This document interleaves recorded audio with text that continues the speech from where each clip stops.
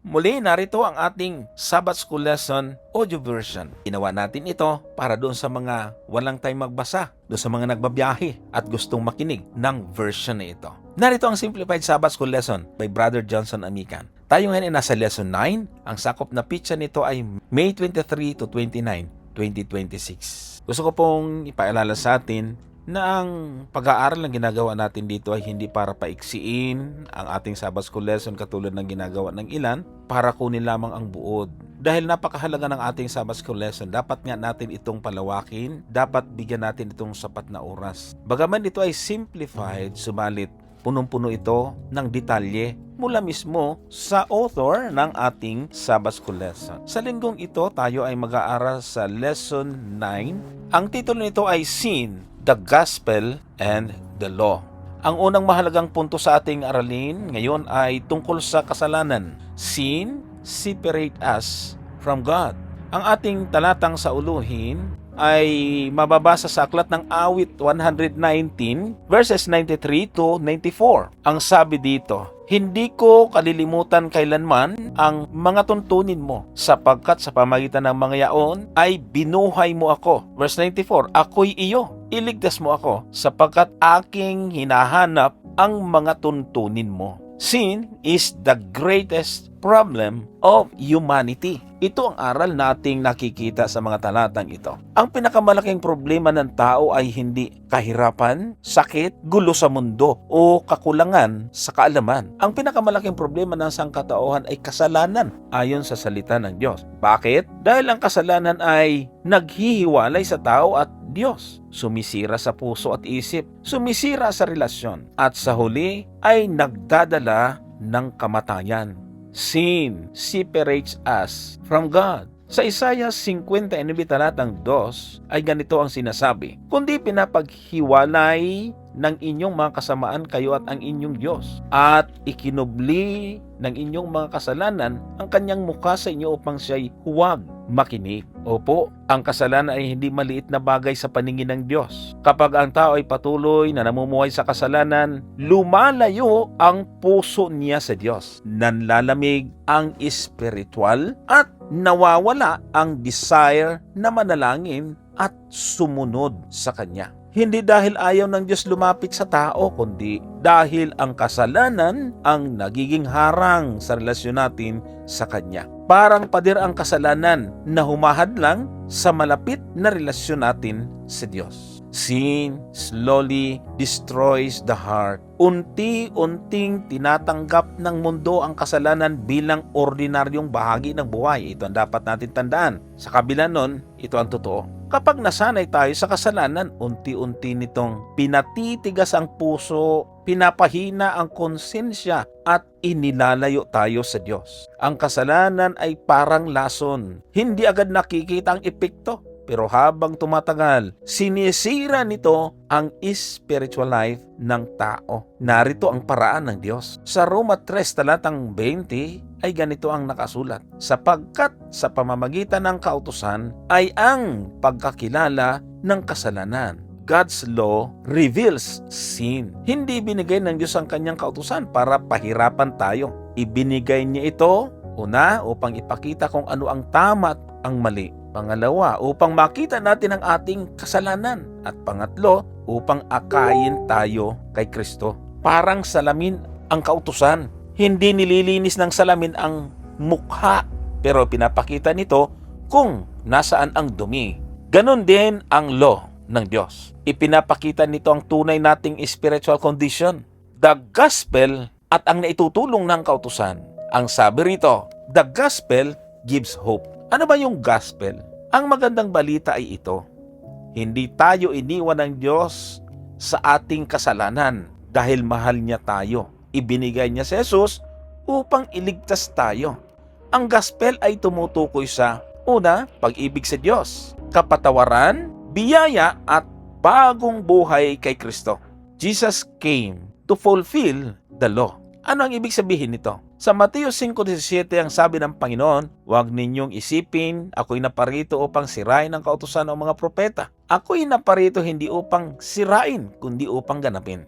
Mahalagang kaalaman ito na dapat itanim sa puso ng sino mang tao. Hindi inalis ni Kristo ang kautusan ng Diyos. Sa halip, ipinakita niya ang tunay nitong kahulugan. Isinabuhay niya ang perfect obedience at tinupad niya ang hinihingi ng kautusan. At dahil kay Jesus, may pag-asa ang makasalanang tao. Itinuturo sa atin na salvation is through Christ alone. Sa Roma 3:28, napakaganda ng sinasabi ng talata. Kaya nga, maipapalagay natin na ang tao ay inaaring ganap sa pananampalataya na hiwalay sa mga gawa ng kautusan. Napakahalagang maintindihan natin ito. Hindi tayo naligtas dahil magaling tayong sumunod, mabuti tayo, o marami tayong good works. Naliligtas tayo sa magitan ng pananampalataya kay Jesus. Ang tanong ngayon, hindi na ba mahalaga ang pagsunod? Ito ang sagot. Kapag tunay nating mahal si Jesus, magiging mas madali at tama ang layunin ng ating pagsunod sa kautusan. Kaya ang katotohanan ay ang obedience ay bunga ng salvation, hindi para maligtas. Kailangan natin ito. Ano yun? On Jesus. Sa Mateo 7:24 at 25, ang sabi ay ganito. Kaya't ang bawat dumirinig ng aking mga salitang ito at ginaganap ay matutulad sa isang taong matalino na itinayo ang kanyang bahay sa ibabaw ng bato. At lumagpak ang ulan at dumating ang mga baha at humihip ang mga hangin at hinampas ang bahay na yaon at hindi nabagsak sapagkat natatag sa ibabaw ng bato. Dito maliwanag na ang buhay na tanging kay Jesus ay matatag. Sa totoo lang, mararanasan natin ang tukso, problema, pagsubok. Ito ang ating spiritual battles. Subalit kapag si Kristo ang foundation ng ating buhay, mananatili tayong matatag. Ito yung important lesson. Ang kasalanan ay mapanganib dahil sinisira nito ang relasyon natin sa Diyos. Pero ang magandang balita, may pag-asa kay Jesus. Ipinapakita ng kautusan ang ating kasalanan at ito ang nagtuturo kay Kristo na siyang tagapagligtas. Ito ang gospel. Pansinin, hindi nais ng Diyos na manatili tayo sa kasalanan. Gusto niya, lumapit tayo sa Kanya, patawarin tayo, baguhin tayo at bigyan tayo ng bagong buhay kay Jesus. Habang mas lumalapit tayo kay Kristo, mas naiintindihan natin kung gaano kasama ang kasalanan at dahil diyan, magiging malinaw sa atin kung gaano naman kadakila ang pag-ibig ng Diyos. Tandaan ang mga bagay na ito. Ang kasalanan ang pinakamalaking hadlang sa relasyon natin sa Diyos. Ang kautusan ng Diyos ay nagpapakita kung ano ang kasalanan. Hindi tayo iniligtas ng law, kundi tinuro tayo nito kay Kristo. Si Kristo ang nagbibigay ng kapatawaran at bagong buhay. Ang tunay na seguridad ay matatagpuan lamang kay Jesus. Distraction and temptations. God has a purpose for every person. Tinawag ng Diyos si Samson para sa espesyal na gawain. Binigyan niya siya ng lakas, calling, at pagkakataong maging instrumento ng Diyos. Pero kahit tinawag siya ng Panginoon, paulit-ulit pa rin siyang bumagsak sa temptation. Mababasa natin ang kasaysayan sa Aklat ng Mga Hukom, Kapitulo 14 at 16. Makikita natin sa mga talatang iyan na madaling madistract si Samson, mahina siya sa tukso, at minsan inuunan niya ang sariling desire kaysa will of God. Napakahalagang lesson ito para sa atin dahil maaaring active tayo sa church, may ministry, marunong sa Bible, o maituturing na ginagamit tayo ng Diyos. Pero kung hindi tayo maingat, maaari pa rin tayong madala ng tukso at distractions. Hindi sapat na may talent o calling lamang. Kailangan din natin ng daily surrender, prayer, at close relationship with God. The great controversy is personal. Opo, ang dakilang tunggalian sa pagitan ni Kristo at ni Satanas ay hindi lang nangyayari sa buong mundo. Nangyayari din ito sa ating isip, puso, priorities, and daily choices. Alam ni Satanas ang ating weaknesses. Alam niya kung ano ang madaling makakuha ng ating atensyon, magpapalamig sa spiritual life natin, at maglalayo sa atin sa Diyos. Modern distraction can pull us away from God. Anong ibig sabihin nito? Hindi lahat ng distractions ay masama agad. Minsan ang problema ay hindi kasalanan mismo, kundi sobrang focus natin sa mga bagay na ito. Maaaring ito ay trabaho, social media, entertainment, sports, shopping, pagkain, o anong bagay na umaagaw ng ating panahon sa Diyos. Narito ang mahalagang utos ng Panginoon na dapat nating tandaan. Sa Mateo 6:33, ganito ang kanyang sinabi, "Dapat hanapin muna ninyo ang kanyang kaharian at ang kanyang katuwiran, at ang lahat ng mga bagay na ito'y pawang idadagdag sa inyo." Ibig sabihin, kapag sobra na ang atensyon natin sa mga bagay sa mundong ito, unti-unting nababawasan ang prayer life, Bible study, worship, at time with God. Hindi agad ito mapapansin, pero dahan-dahang lumalamig na ang ating relasyon sa Panginoon. Kaya sinasabi ni Jesus, "Seek ye first the kingdom of God." Unahin muna natin ang Diyos bago ang lahat ng bagay. Jesus understands our struggles. Hindi lingid kay Jesus ang ating pinagdaraanan. Ang totoo, sa Juan 4:6, sabi dito, si Jesus nga, palibhas ay napagod sa kanyang paglalakad. Ibig sabihin, bilang tao, nakaranas din siya ng pagod, pressure, at struggle sa buhay. Pero ang ginawa niya, Lucas 5:16, datapot siya'y lumayo sa mga ilang nadako at nananalangin.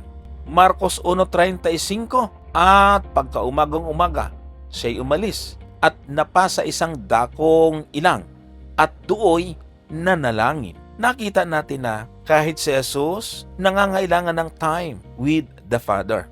Ipinapakita dito na ang pinakamalakas na depensa laban sa temptation ay prayer at communion with God. Kapag mas malapit tayo kay Jesus, mas lumalakas tayo laban sa tukso.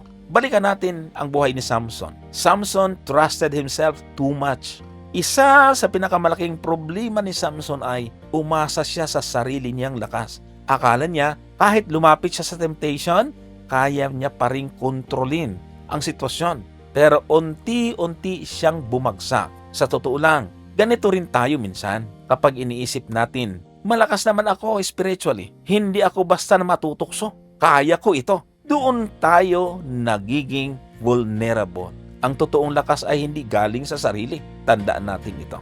Ito ay galing sa Diyos. Kapag inisip natin na kaya natin na walang tulong ng Diyos, ito ay nauuwi sa kayabangan at hindi ito kadugod-dugod sa Diyos. Tandaan mo ito, kapatid. The enemy knows our weaknesses. Patuloy na sinusubukan ni Satanas na pahinain ang ating faith. Ilayo tayo sa Diyos at punuin tayo ng guilt at discouragement. Kapag nagkasala tayo, gusto niyang isipin natin na wala nang pag-asa, hindi ka na mahal ng Diyos. Pero hindi totoo yun. Dahil ang totoo, ang Diyos ay handang magpatawad, magpalakas, upang tuluyan tayong maibalik sa Kanya. Faith comes through God's Word. Sa Roma 10:17, kaya nga ang panampalataya ay nanggagaling sa pakikinig, at ang pakikinig ay sa pamamagitan ng salita ni Kristo. Mahalaga ang puntong ito. Hindi lalakas ang faith kung bihira tayong magbasa ng Biblia, kulang sa prayer, at laging puno ng worldly distractions. Ang salita ng Diyos ang nagpapalakas sa ating spiritual life. Habang mas pinupuno natin ang isip natin ng katotohanan ng Diyos, mas lumalakas ang ating pananampalataya. Important spiritual lesson. Tandaan natin ito. Ang temptation ay totoo at lahat tayo ay may struggle. Pero hindi tayo dapat maging kampante tulad ni Samson. Kailangan nating araw-araw ang lumapit kay Jesus, manalangin, magbasa ng Biblia, at bantayan ang ating spiritual life. Dahil ang pinakamalaking goal ni Satanas ay sirain ang relasyon natin sa Diyos. Maraming bagay sa mundo ang maaring kumuha ng ating atensyon, oras, at lalo na ang puso natin. Kapag nawala ang closeness natin kay Jesus, unti-unti tayong hihina spiritually. At kung araw-araw unahin ang Diyos, lumapit kay Jesus, at humawak sa Kanyang salita, magiging malakas tayo laban sa temptation, at hindi na sa pamagitan ng sariling power, kundi ang presence ng Diyos ang nasa ating buhay. Tandaan, kahit tinawag ng Diyos si Samson, bumagsak pa rin siya Dahil sa temptation, maraming distractions ang maaring magpalayo sa atin sa Diyos. Si Jesus mismo ay naglaan ng panahon para sa prayer at communion with the Father. Hindi tayo dapat umasa sa sariling lakas laban sa tukso. Lumalakas ang faith sa pamagitan ng prayer at salita ng Diyos. Strongholds in my relationship with God. Ano ang ibig sabihin? Marami bagay ang maaring maging hadlang o stronghold sa relasyon natin sa Diyos. Minsan hindi ito agad napapansin, pero unti-unti nitong pinapanamig ang ating spiritual life. Ang lesson na ito ay nagtuturo na hindi lang malaking kasalanan ang sumisira sa relasyon natin sa Diyos. Kahit ang attitude, pride, anger, lust, o pagiging judgmental ay maaring maging barrier din ito. Self-reliance can bring us down. Sa unang Korinto 10:12, kaya't ang nag-aakalang siya'y nakatayo, mag-ingat na baka mabuwal. Mahalagang paalala ito. Tulad ni Samson, delikado kapag sobra tayong nagtiwala sa sarili. Kapag inisip natin na malakas naman ako spiritually, hindi ako basta matutukso, kaya ko naman ito, dun tayo nagiging vulnerable. Hindi sapat ang sariling lakas laban sa tukso. Kailangan natin araw-araw ang tulong ng Diyos. Ang totoong Christian strength ay humility at dependence kay Jesus. Pride is a barrier to God. Sa Mateo Kapitulo 6 talatang 2, kaya nga pagka ikaw ay naglilimos, ay huwag kang tutugtog ng pakakaksarap mo, na gaya ng ginagawa ng mga mapagpaimbabaw sa mga sinaguga at sa mga daan, upang sila'y mangagpuri sa mga tao. Katotohanan ang sinasabi ko sa inyo, tinanggap na nila ang sa kanila'y ganti. Ayaw ng Diyos ng spiritual pride.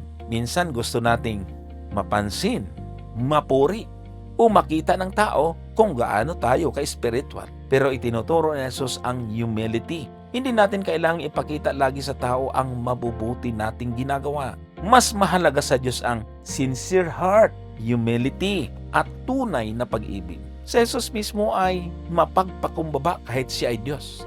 Narito ang kanyang mahalagang tagubilin. Remove anything that leads you to sin. Sa Mateo 5:28 at 29, sabi niya, "Datapat sinasabi ko sa inyo na ang bawat tumingin sa isang babae na taglay ang masamang hangad ay nagkakasala na ng pangangalo niya sa kanyang puso. At kung ang kanan mong mata ay nakapagpapatisod sa iyo, ay dukitin mo at iyong itapon, sapagkat may mapapakinabang ka pa na mawala ang isa sa mga sangkap ng iyong katawan at huwag ang buong katawan mo ay mabulid sa impyerno." Ito ay mismong galing sa bibig ng Panginoon. Ipinapakita niya na ang kasalanan ay nagsisimula sa puso at isip. Hindi lang aksyon ang tinitingnan ng Diyos na kasalanan. Kasama pati thoughts, desire, ito ay maituturing na mga hidden sins. Kaya sinasabi ni Jesus na alisin ang anumang dahilan ng pagkakasala. Hindi literal na putulin ang bahagi ng katawan, kundi alisin ang mga bagay na nagtutulak sa atin sa kasalanan, nagpapahina ng espiritual at sumisira sa relasyon natin sa Diyos. Maaring ito ay unhealthy entertainment, immoral content, or toxic relationships, or sinful habits. Isa pa sa dapat natin tandaan ay ito, stop being judgmental. Sa Mateo 7, talatang 1 at 2, huwag kayong magsihatol upang huwag kayong hatulan. Sapagkat sa hatol na iyong ihahatol ay hahatulan kayo, at sa panukat na isusukat ay susukatin kayo. Dito maraming tinatamaan. Kasi ang totoo, minsan, mabilis natin makita ang mali ng iba. Pero hindi natin nakikita ang sarili nating pagkukulang. Kaya, kapag lagi tayong kritikal at mapanghusga, unti-unting nawawala ang Spirit of Christ sa atin. Tandaan, ang Diyos ang tunay na judge. Hindi ibig sabihin nito na bawal makita ang mali ng iba. Pero dapat may humility, compassion, and love. Lalo na ito, love your enemies. Sa Mateo 5 talatang 44, datapat sinasabi ko sa inyo, ibigin ninyo ang inyong mga kaaway at idalangin ninyo ang sa inyo'y nagsisiusig. Ang totoo, napakahirap gawin ito dahil natural sa tao ang magalit, magtanim ng sama ng loob, o gumante. Subalit ito mismo ang sinabi ni Jesus. Una, ibingin ang kaaway, at pangalawa, ipanalangin ang mga umaapi sa atin. Ibig sabihin, kapag puno tayo ng hatred at bitterness, nagiging barrier ito sa relasyon natin sa Diyos. Habang nananalangin tayo para sa iba, unti-unti ring binabago ng Diyos ang ating puso. Magandang mensahe ito. Anger can destroy relationship. Sa Mateo 5:22, ang bawat mapuot sa kanyang kapatid ay mapapasapanganib ng kahatulan. Ibig sabihin, ang uncontrolled anger ay mapanganib. Ito ang masaklap. Madalas iniisip natin, valid naman ang galit ko. Pero kapag hindi natin ito na-control, maaari nitong sirain ang pamilya, sirain ang friendship, at pahinain ang relasyon natin sa Diyos. Samantala, ang Espiritu ni Jesus ay patience, forgiveness, and gentleness. Ito ang dahilan kung bakit Jesus warned about sin. Kung babasahin natin ang nakasulat sa Marcos 9:43 hanggang 47, makikita natin ang mahalagang aral at payo. Ang sabi sa talata, at kung ang kamay mo ang makapagpapatiisod sa iyo, ay putulin mo. Anong ibig sabihin nito? Gumamit si Jesus ng very strong language upang ipakita kung gaano kaseryoso ang kasalanan. Ang ibig niyang sabihin, huwag nating hayaang manatili sa buhay natin ang anumang bagay na naglalayo sa atin sa Diyos, sumisira sa faith natin, o nagtutulak sa atin sa kasalanan. Ang ibig niyang sabihin, ang namumuong kasalanan sa isip pa lang ay kailangan mapigilan upang ito ay hindi mauwi sa aksyon. Kaya ang sabi niya, mas mabuti nang alisin ang anumang spiritual danger kaysa tuluyang mawala ang relasyon natin sa Diyos.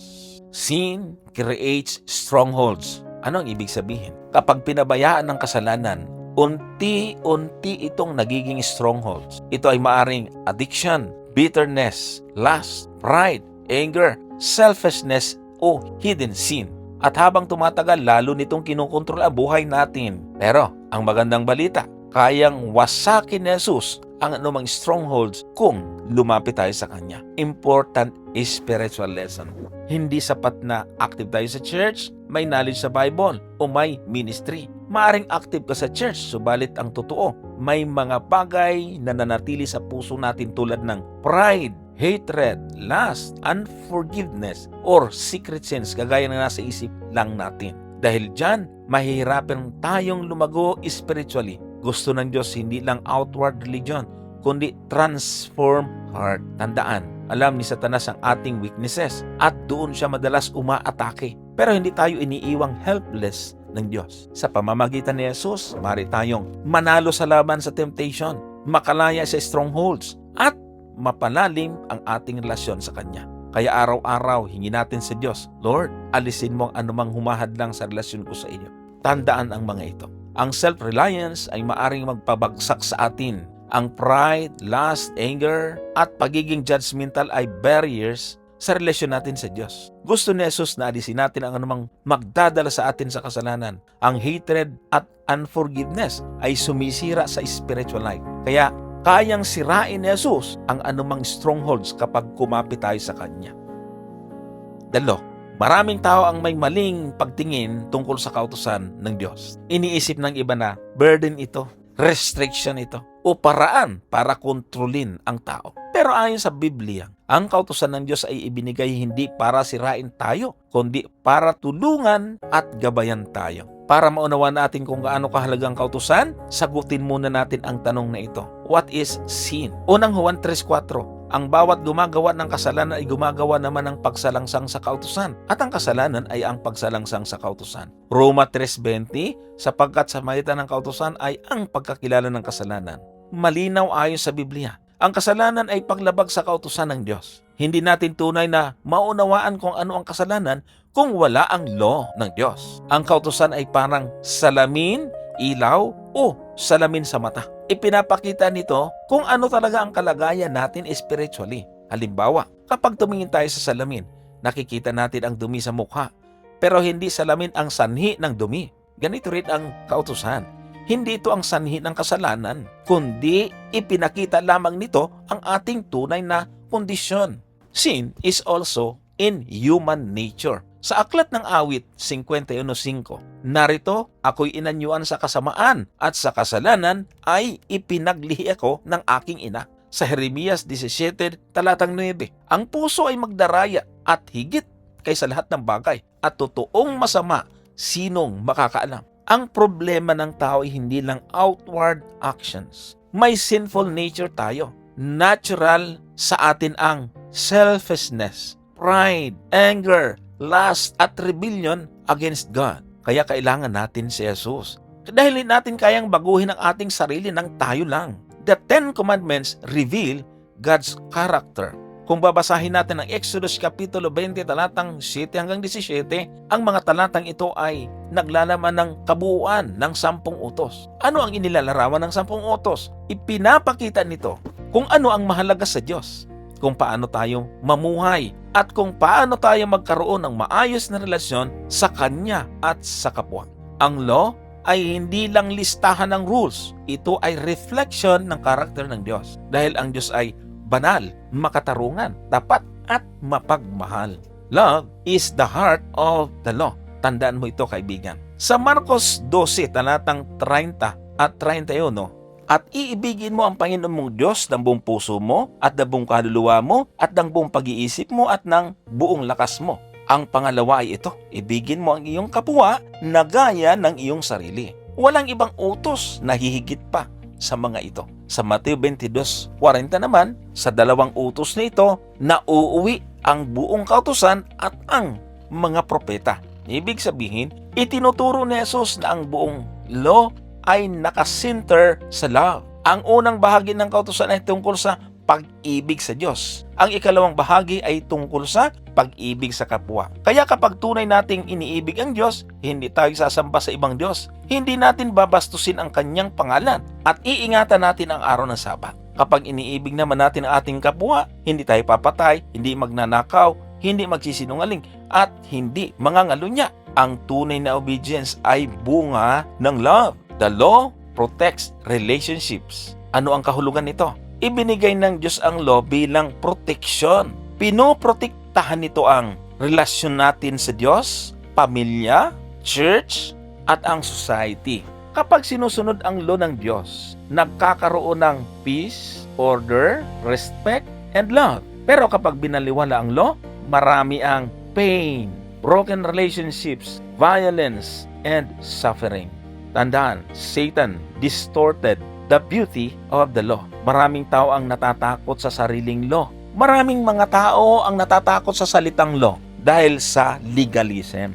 Legalism means trying to earn salvation through works. Dito nakakalamang ang Seventh-day Adventist dahil nabibigyan natin ng mas maliwanag na kahulugan ang tungkol sa layunin ng Diyos kung bakit may kautusan. Itinuturo natin na hindi tayo naliligtas dahil sumusunod tayo, kundi naliligtas tayo kay Jesus. At dahil mahal natin siya, gusto nating sumunod. God's commandments are not burdensome. Unang Juan 5:3, sapagkat ito ang pag-ibig sa Diyos, na ating tuparin ang Kanyang mga utos at ang Kanyang mga utos ay hindi mabibigat. Sa madaling salita, kapag mahal natin ang Diyos, ang pagsunod ay hindi burden, kundi blessing. Ang law ay kagaya ng traffic law. Hindi ginagawa para pahirapan tayo, kundi para proteksyonan tayo. Ganito rin ang kautusan ng Diyos. Ito ay para sa ating kabutihan, proteksyon, at spiritual life. The law without Christ cannot save. Napakahalagang maintindihan natin ito. Ang law ay hindi tagapagligtas. Ipinapakita lamang nito ang kasalanan. Si Jesus lamang ang makapagliligtas. Ang law ay parang diagnosis, habang si Jesus ang cure. Kaya kailangan natin pareho ang trust, ang truth, and law, at ang grace ni Jesus. What happens when God's law is central in our lives? Kapag ang law of love ng Diyos ang naging sentro ng buhay natin, magiging mas mabait tayo, mas mapagpatawad, mas honest, at mas faithful, at mas loving. Mababago rin ang pamilya, church relationship, at pakikitungo natin sa ating kapwa. Dahil ang tunay na obedience ay nagdadala ng transformation. Important spiritual lesson. Ang kautusan ng Diyos ay hindi kaaway ng gospel. Magkasama ang law, gospel, and faith. Ipinapakita ng law ang ating kasalanan at dinadala tayo nito kay Jesus. At habang lumalapit tayo kay Jesus, binabago niya tayo upang mamuhay ayon sa kanyang kalooban. Ang law ng Panginoon ay hindi restriction. Ito ay protection at expression ng kanyang pag-ibig. Hindi tayo sumusunod para maligtas. Sumusunod tayo dahil naligtas tayo ni Jesus at mahal natin siya. At habang mas nakikilala natin si Kristo, mas nauunawain natin na ang kautusan ng Diyos ay mabuti, banal, at punong-puno ng pag-ibig. Tandaan ito. Ang kasalanan ay paglabag sa kautusan ng Diyos. Ipinapakita ng law ang tunay nating spiritual condition. Ang 10 utos ay refleksyon ng karakter ng Diyos. Ang puso ng kautusan ay pag-ibig sa Diyos at sa kapwa. Hindi tayo naliligtas sa law. Si Jesus lamang ang tagapagligtas. Yan ang dapat natin tandaan. The law and the gospel. Mahalaga ito. Bakit? Maraming tao ang nagkakamali tungkol sa relasyon ng law, gospel, and grace. Iniisip ng iba na kapag may law, wala ng grace. At iniisip naman ng iba, kapag may grace, hindi na kailangan ng law. Pero ayon sa Biblia, ang law at gospel ay magkasama. Jesus did not destroy the law. Nabasa natin ito kanina. Basahin uli natin. Mateo 5:17. Huwag na niyong isipin, ako'y naparito upang sirain ang kautusan o mga propeta. Ako'y naparito hindi upang sirain, kundi upang ganapin. Sapagkat katotohanan sinasabi ko sa inyo, hanggang sa mga walang langit at ang lupa, ang isang tuldok, isang kudlit sa anumang paraan ay hindi mawawala sa kautusan, hanggang sa maganap ang lahat ng mga bagay. Malinaw ang sinabi ni Jesus. Hindi niya inalis o sinira ang kautusan. Sa halip, ipinakita niya ang tunay na kahulugan nito. Ipinakita ni Jesus na ang law ay banal, mabuti, at mahalaga pa rin. Ibig sabihin, hindi problema ang kautusan. Ang problema ay ang kasalanan ng tao. The law reveals God's character. Ang kautusan ng Diyos ay parang salamin ng kanyang karakter. Mahalagang kaalaman ito. Ipinapakita nito na ang Diyos ay banal, makatarungan, tapat, at mapagmahal. Tulad ng magulang na nagbibigay ng boundaries sa anak, binigyan tayo ng Diyos ng law para protektahan tayo, gabayan tayo, at tulungan tayong mamuhay ng tama. Sin brings pain and destruction. Mahalaga din ito. Kapag nilabag ng tao ang kautusan ng Diyos, dito nagkakaroon ng broken relationships, guilt, suffering, and spiritual darkness. Lahat tayo nasaktan na ng consequences ng sin. Kaya binigay ng Diyos ang kanyang law, hindi para pahirapan tayo, kundi para ilayo tayo sa destruction. Love is the center of obedience. Napakaganda nito. Juan 14:15. Kung ako inyong iniibig, ay tutuparin ninyong aking mga utos. Ang tunay na obedience ay hindi dahil sa takot lamang.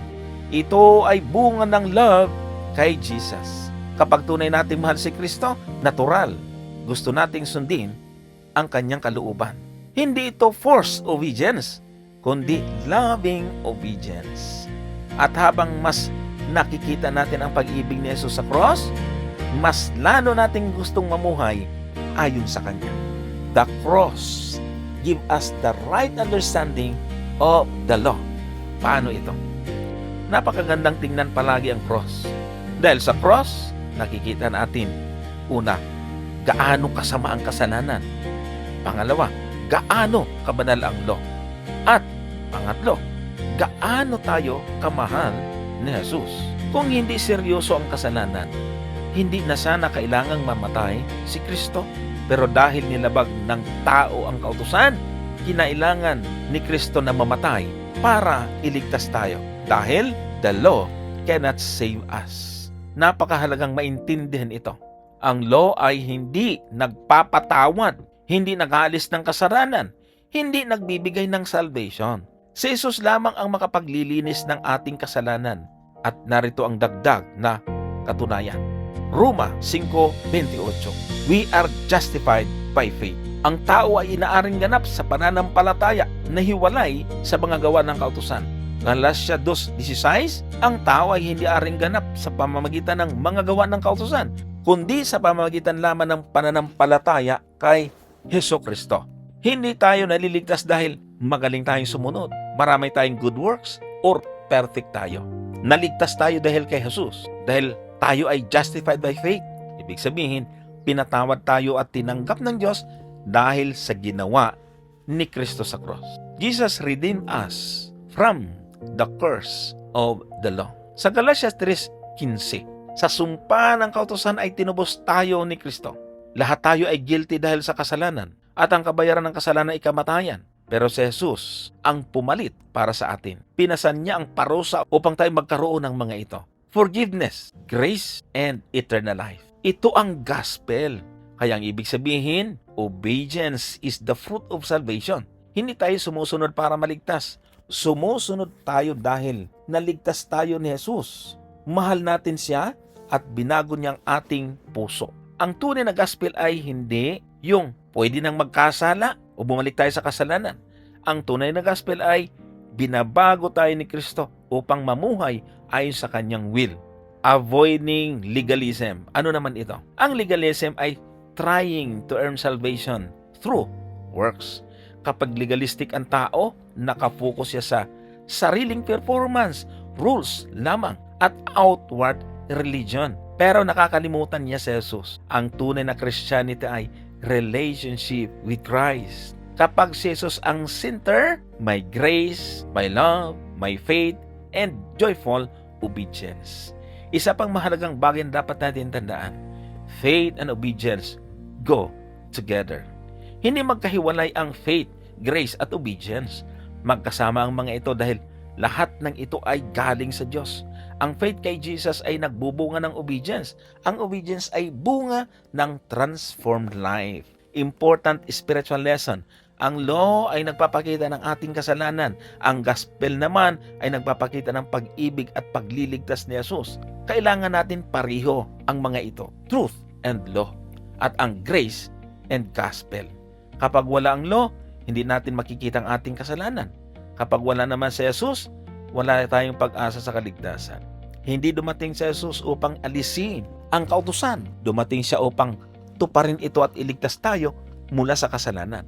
At habang mas nakikita natin ang pag-ibig niya, sakripisyo niya, at biyaya niya, mas lalo nating naunawaan na ang obedience ay hindi burden, kundi response sa pusong nagmamahal kay Kristo. Tandaan, hindi sinira ni Jesus ang kautusan, kundi tinupad. Knowing and doing. Knowing about Jesus is not enough.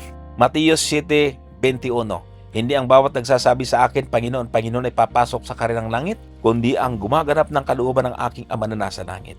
Maraming tao ang nakakakilala kay Jesus sa isip, marunong sa Bible, active sa church, pero kulang sa tunay na relasyon sa Kanya. Hindi sapat ang sabihin lang, Lord. Ang tunay na Christian life ay nakikinig sa Diyos, sumusunod sa Kanya, at hinahayaang baguhin ni Jesus ang kanyang buhay. Knowledge must change the heart. Oseas 4:6. Ang aking bayan ay nasira dahil sa kakulangan ng kaalaman, sapagkat ikaw ay nagtakwil ng kaalaman, akin namang itatakwil ka. Juan 17:3. At ito ang buhay na walang hanggan, na ikaw ay makilala na iisang Diyos na tunay, at si Jesucristo na iyong sinugo. Mahalagang Bible knowledge. Pero ang tunay na knowledge tungkol sa Diyos ay hindi lamang impormasyon. Ito ay personal relationship, daily walk with Jesus, and transformed life. Maaring marami tayong alam tungkol sa doctrines, prophecy, and Bible verse. Ang tunay na pagkakilala kay Jesus ay nagbabago ng isip, ugali, priorities, and lifestyle. Love for God produces obedience. Ito ang maganda. Kapag tunay nating mahal ang Diyos, gusto nating gawin ang kanyang kalooban. Katulad ng isang anak na nagmamahal sa kanyang mga magulang, natural niyang gustong sumunod. Ganito rin sa Christian life. Hindi tayo sumusunod para maligtas, magyabang, o magmukhang banal. Sumusunod tayo dahil mahal natin ang ating Panginoon. Building on the rock. Sa Mateo 7:24 at 25, kaya't ang bawat dumirinig sa aking mga salitang ito at ginaganap ay matutulad sa isang taong matalino na itinayo ang kanyang bahay sa ibabaw ng bato, at lumagpak ang ulan at bumaha, at humihip ang mga hangin, at hinampas ang bahay na iyon, at hindi nabagsak sapagkat natatayo sa ibabaw ng bato. Tinapos ni Jesus ang Sermon on the Mount sa isang napakahalagang illustrations. May dalawang tao, parehong nakinig, parehong nagtayo ng bahay, pero isa lang ang nanatiling matatag. Bakit? Dahil ang kanyang buhay ay nakatayo sa bato. Ang bato ay si Kristo at ang kanyang salita. Kapag dumating ang trials, temptations, suffering, at storms of life, ang taong nakaugat kay Jesus ay mananatiling matatag. Ang taong nakaugat sa sarili ay katulad ng nagtayo sa buhanginan. Hearing without obeying is dangerous. Mateos 7:26 at 27. At ang bawat dumirinig ng aking mga salita, at ang bawat dumirinig ng aking mga salitang ito at hindi ginaganap, ay matutulad sa isang taong mangmang na itinayo ang kanyang bahay sa buhanginan, at lumagpak ang ulan at bumaha, at humihip ang mga hangin, at hinampas ang bahay na yaon at nabagsak, at kakilakilabot ang kanyang pagbagsak. Mapanganib ang pakikinig lang, pero walang application, walang surrender, at walang pagbabago. Hindi sapat na makarinig ang sermon, manood ng religious videos, o magbasa ng Bible, kung hindi natin ito isinasabuhay. Ang buhay na walang tunay na koneksyon kay Jesus ay parang bahay na nasa buhangin. Madaling bumagsak kapag dumarating ang bagyo. Jesus wants a real relationship. Ang gusto ni Jesus ay hindi religion lang, routine lang, outward Christianity. Ang gusto niya ay tunay na relasyon, transform heart, and willing obedience.